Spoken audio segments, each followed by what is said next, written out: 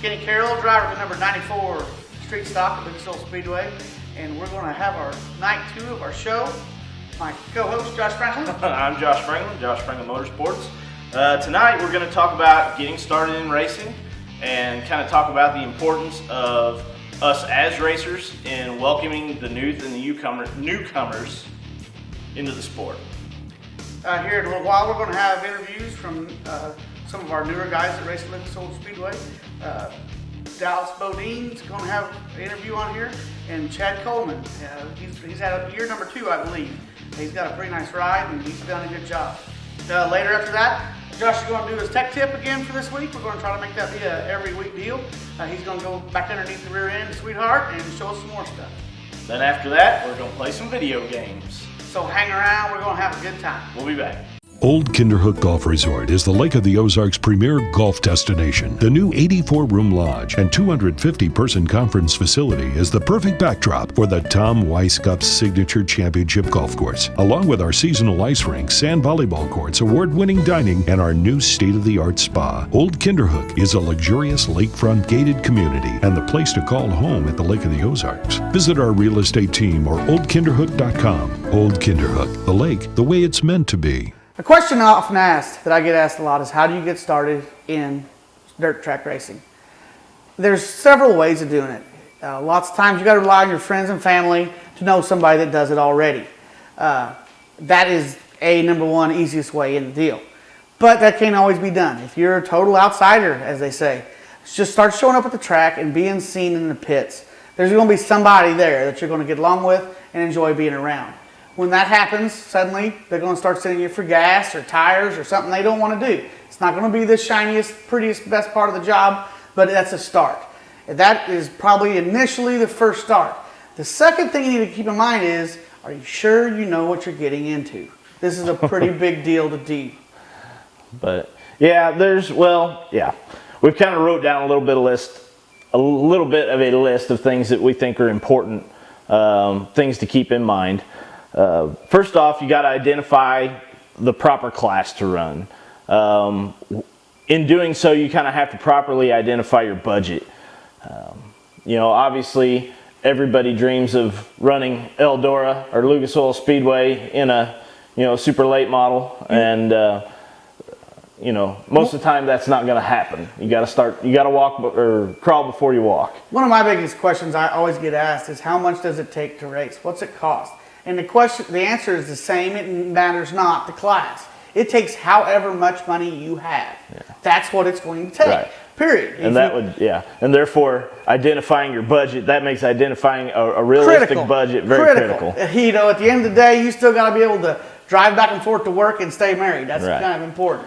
The next thing there is to identify your mechanical abilities, your resources. Are you somebody that is going to have to pay somebody for everything that you need done, or can you turn wrenches? Are you familiar with a small block Chevrolet engine? Can you weld? That all plays a big part too. How much of it could you do yourself, or can you learn to do yourself? I don't think there's any way that anyone would ever grasp the amount of help and time and effort that it takes to race at any level if you want to race really competitively and top notch. You got to have the truck. That needs to probably already be in your little portfolios. You need a truck, you need a trailer. And for speaking from past experience, a short bed of half ton and a hay trailer this tall sucks. Don't go down that road. But if that's all you got, it will get the job done. But still, always that you need to have something reliable to get there. You don't want to be stressed out before you even get to the track. If you, like you said, if you're not incredibly mechanically inclined, that's going to be tough. You're going to have to really figure out, who do I rely on? What can I trade out with this old boy? Right. Can I mow grass? Can I do whatever till I'm smart, till I gain the knowledge to go down that road? Right. I've seen lots of guys that buy something turnkey, say they have a great job. They get paid really, really good and just throw down 15 grand on a new car. Well, when the ignition quits, they're lost, Right. Exactly. So, and that stinks. That brings us to another deal. If we are at the track as well, we need to do all we can to help those guys out. Yes, they're going to wear you out from time to time, but you got to make them feel warm and welcome, because everybody needs the new guy on the block. Sure. Well, if we don't have newcomers, eventually we die out. Correct. You know. The days, I remember lots of days of 10-car features. That don't work. Right. That's why lots of small town dirt tracks just don't last long. Is that reason? You need to have 20 cars. Right. That's just what it needs to be. B features are not a bad thing, right. but you need to have plenty. And these days, and we've talked about this before, it's not the same as it was 20 years ago, where we have classes that you can just pull a car out of the weeds, like our first adventure, buy a junkyard motor and go racing. Cars are so much harder to come by these days. Equipment's so much harder to come by. So much more of it's aftermarket. Therefore, it's kind of changed what is the cheapest way to go racing. It's no longer pull something out of the weeds and put it together with you and your buddies.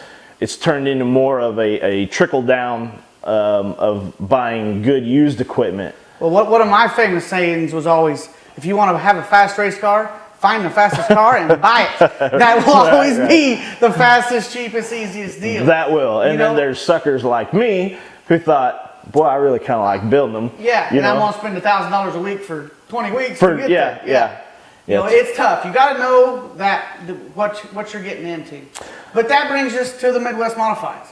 That's a really good beginner class. Modified chassis are relatively cheap. They still have a pretty calm engine motor in them and stuff. Bang for the buck, it's by far the most economically way to go racing if you want to do it economically. Correct. Some people don't even want to do it economically. I almost wonder if that ought not be the place to start, just to get your fingers wet and get started on the deal.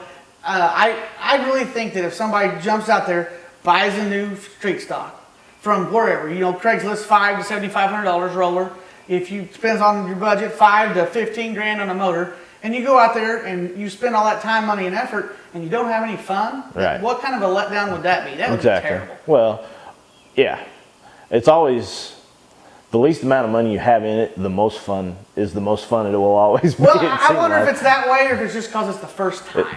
The first, there's only one first, you know, and you remember those every moment of those deals. Yeah. There's lots. I've raced for several years, and there's lots of times that somebody will bring up, well, you remember when this happened in a corner? And I go, no, I just don't. I hate it that I don't, but I don't. Right. You can't remember. But everything. you remember the first. But those first times are special for everybody, and everybody that's raced has had them.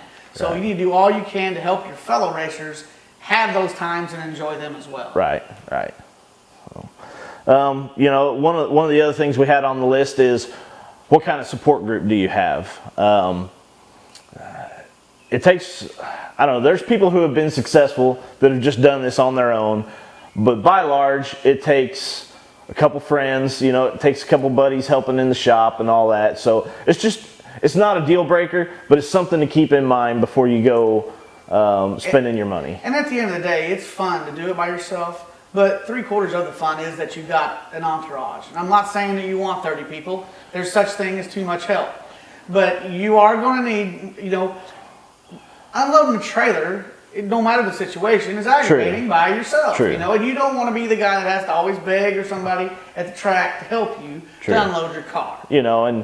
And I guess from a sentimental point, we've went racing with just me and you before, and we have a good time. Yep. But it's also fun when we have Craig and James and you've got the guy that cracks the jokes all night long. You got the one guy that sits on the end of the trailer and drinks beer and but if you need him to go get something, you tell him to go get something. That's an important guy to have there. Right. You got to have people like that. So and the most important thing that we get out of all this is the memories. Correct. And having good people in your group, in your family, your tribe, or whatever. And you're going to have your family on board with this, because this is going to take up, for every dollar it takes, it's that much time too. It takes a lot of time, money, and effort.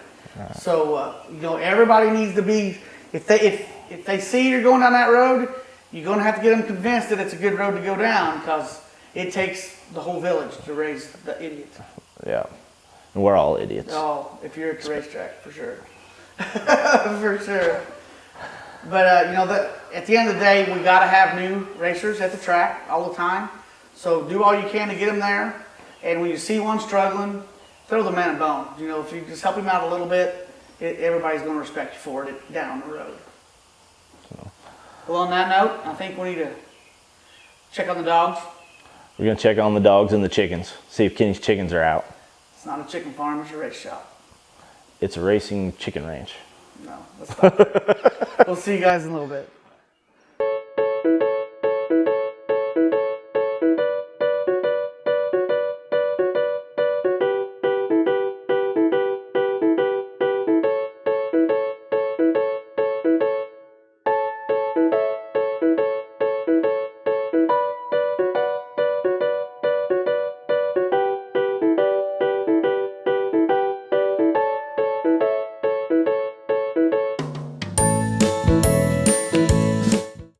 Alright everybody, what's up? Taz hanging out here at Go Fast Betty's, the craziest, rowdiest little crazy place at the Lake of the Ozarks.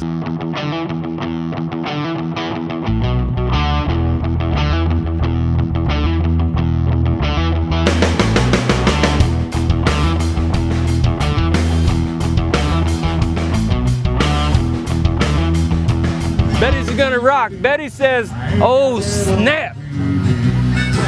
Well, thanks for staying hooked, guys. We've had a minute to catch our breath, and now we're going to talk a little bit about the youth in racing.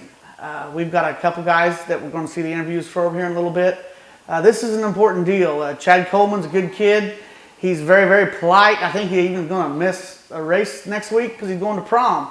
I heard, rumor is he needs a date still, but he's got a week, so I've done worse. Hey, at least he's going to prom. At least he's going to prom. There's that. Yeah. Anyway. Failure. I wasn't going to say. He's got a really nice car. It's an old Scotty Allen car, Sundance Keeper's old car. I think it's Sundance's that car's old car. wore me out for a couple of years there. He was almost going to get you at Hot Laps last week. Yeah, I know. See that, anyway. Hey, trophy and hot laps. Anyway, he's a good kid, and new guys and new kids are very, very important. You know, but keep in mind they also still need to do the proms.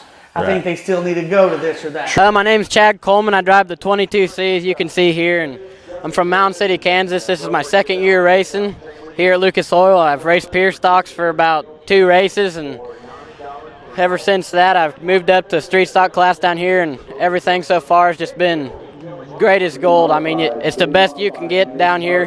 The competition's just unbelievable. I'm 17 years old. It's pretty rough coming here at 17 years old and being my second year racing and coming in with all these guys have been racing for longer than I've been alive, and so it's kind of crazy to hop on the track and just experience how fast these guys really are. Well, my goal is to finish in the top 10 in points, but right now my oil pressure coming off the track went down to 0, so that's not a good thing. So tonight's ended. So last week my carburetor was illegal, so I only got to race the hot laps and heat races because I'm young, and they understood that I needed seat time, so that's what they let me do, and I didn't get to race the feature, and that's okay because I was illegal. So, well, when I was 7 years old, my mom and dad took me to a track called Tornado Alley down in Pleasanton, Kansas, and it was about 10 miles from our house in Mountain City, and they took me, and I just loved it ever since. It's just something I knew I wanted to get into, and so I want to thank my dad and mom and all my sponsors, and they helped me get into this. So I just want to thank them. And there's a lot of people there to support me, and I really appreciate it. So you'll get that fixed and come back next week? Is that?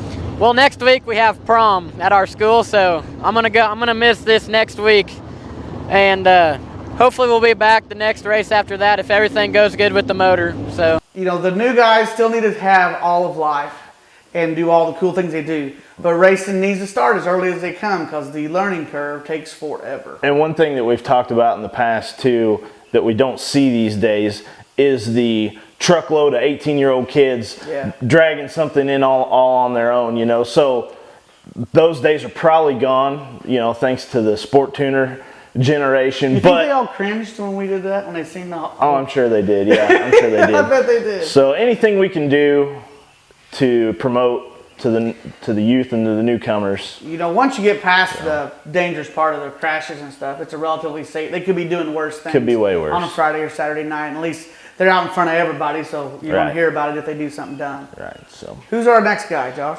After Chad, we've got interview from Bo Dean. He's from the Osage Beach and Camden area. I believe this is his first year. He's got the old Steve Beach car, kind of redone over the winter, and they brought it out this year. He had a little bit of a rough first night. I think he took a big Talladega tumble going into 2 there, but I think you can safely say he made his mark. He left his mark. He left his mark the first week, but old Steve Beach got the car together the next week, and he was out brought it back out last week, and looked much better, much smoother. Where did he finish? I'm not I think he was like 1 ahead of Craig or something, but he did respectable for situations that was hard, and the way the cars are at Lucas. There's so many. Every car takes 3 laps to pass. Sure. So it's, and that's a lot more fun when you can just load it on the trailer versus without a wrecker. Yes. Bo Dean from Camden, Missouri. First night racing. Started a little rough, but it's getting better as we're going. Hot laps. Came in, hit a little hot, and ran into a wall and broke an A-arm, but came out in the heat race and did a little bit better. Dad owned a go-kart track since I was probably 2. I've been riding dirt bikes since I was little, and that was my main focus. And now I play football in college, so I just got a whole lot going on. So I'm pretty new to the sport. It's fast. I've never done it before, so I don't really know what to compare it to. I've just ridden dirt bikes and stuff like that. I guess nobody giving you any easy time out there. Oh no. Right? No, all my dad and buddies are giving me a hard time. Anyway, we're glad to have them guys with us. It's important. Yes. It's important. You got to have more, because everybody's going to. Life happens, and you're going to lose racers. For we got to whatever have reasons. more racers. So you can't have too many. So. Need ammo? Remember the Alamo. Looking for handguns, rifles, shotguns, ammo, or reloading components? Remember the Alamo. Alamo Arms in Montreal has a huge selection of new and pre-owned firearms and accessories like scopes, powders, and primers, hunting permits, and of course, ammo. Alamo Arms also buys, sells, and trades for guns, ammo, and reloading supplies. Remember the Alamo! Locally owned Alamo Arms in Montreal, next to the post office.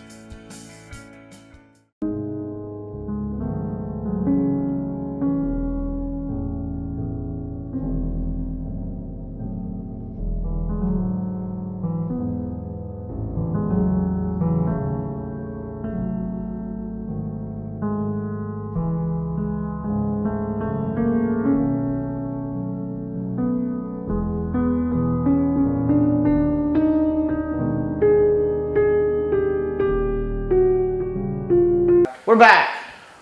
We got a few questions from our online audience that we got streaming live right now, and Sean's going to tell us what they are, and we'll answer them. So the first question is from Taylor McGowan. What engines do you guys run? We personally run small block Chevrolets. We can have aftermarket blocks. We can have aftermarket heads. We cannot have aluminum heads or blocks, but the intake can be. We have to have a 2-barrel Holly. Other than that, there is no rules. It's bigger, the better. We got to be standard degree. What's standard? 23 degree heads normal? Something like that. Whatever. That's above my pay grade, but whatever. We have big motors. They're roller cams. They are Jezel shafted if you want to go down that road. They're light as you can make them. We have pretty good pieces. They're usually an A-mod motor with dart heads on them or something like that. So we have pretty high horsepower. The 2-barrel deal cost us a couple hundred horse, so we're having to re-change the world because of that, but we'll get there. Okay, have you guys thought of turning the old car into a Oh, okay. Arclitex car. Okay. Yeah. stock for some big money races down south? Gotcha. Okay. Well, I'm afraid Sweetheart's probably a little too far gone to actually be converted back to an Arclitex She's car. getting tired and heavy. But we are going to keep it around for a small track car and possibly try and make it where to go to West Plains where we're not allowed weight jacks and some things like that. Personally, I'd love to have an Arclitex car in the arsenal. I don't know if that's in the cards anytime soon. Someday, you never can say never, but yeah. they're a little far for us. I kind of like 5 hours is about all my butt really wants, but not saying I won't go further, but I'll go to the ends of the earth. I don't care. Well, we need to take more days off. Right, yeah. A little at a time, but the Arclitex deal is a really, really cool deal. We don't have, it's not just the car. We don't even have a motor that's really proper for them. Right. Is that by a crate and be done? No, it's more similar to like what we have for Midwest mod engine. Gotcha. I don't know the ins and outs Do of they it. have a crate option? No, not for those. I believe they have to pull vacuum. Like I said, I don't know the ins and outs of it. Yeah, yeah. Serious? Yeah. So anyway, but yeah, it's a very limited engine. But it's a really cool deal they got. Really cool deal. They run on a 10-inch slick tire like we do, but it has to run on an 8-inch wheel, and there are no grooves allowed in it. So that's a whole different dynamic than what we're used to as well. For sure. So I do have a couple Arcolatex cars that run around there. Mark Simon, he runs one. T. Ray Burkett has one. That was the old Brandon Rochon car, and I think they do all right. So We got time for one more, and the question is, what kind of tires do you run? We have to run a 10-inch asphalt pull-off. They changed the rules in their wording this year. okay. That just means it's an asphalt slick. I believe it has to be a Hoosier, don't it? I don't know if Goodyears are legal or not. I don't think they Nobody are. runs them. Yeah, we all run 40s and F40s, F50s, 3035s. All that is compound numbers. 3035s are kind of hard to come by. I personally like F40s and F50s. We groove them, grind them, sipe them all ourselves. I do some just to aggravate Josh and make people wonder. Write your name in it, stuff like that. So it's in the mud. It's kind of cool. But that's what we run, is asphalt takeoffs. Well, that pretty much wraps this part up. We're going to come back here in a little bit and we'll talk about how everybody finished this week, and we'll go from there. My name is John. I'm a co-owner of Catalyst Electric. We've been around since 2007, and when we started the company, we decided to take on the philosophy that if we treat our customers well, we'll retain them and grow our company through word-of-mouth referrals and quality work. We do offer 24/7 emergency service, so if you have a problem at night or on the weekend that you need taken care of, we are available 24/7. Need ammo? Remember the Alamo. Looking for handguns, rifles, shotguns, ammo, or reloading components? Remember the Alamo. Alamo Arms in Montreal has a huge selection of new and pre-owned firearms and accessories like scopes, powders, and primers, hunting permits, and of course, ammo. Alamo Arms also buys, sells, and trades for guns, ammo, and reloading supplies. Remember the Alamo! Locally owned Alamo Arms in Montreal, next to the post office.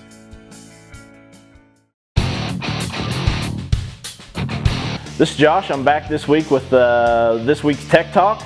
This week I'm going to talk about the rear end gears in the car. We actually had one of our viewers ask about the rear end gear that we ran in Sweetheart. This is a 633 gear. Now originally these cars, as a Monte Carlo starting out life, came out with a GM 10-bolt rear end. That is not what we run in these anymore. Pretty much almost all your pretty much, can we cut and edit that part? Pretty much most of your cars these days have been retrofitted and had installed these 9-inch Ford rear ends.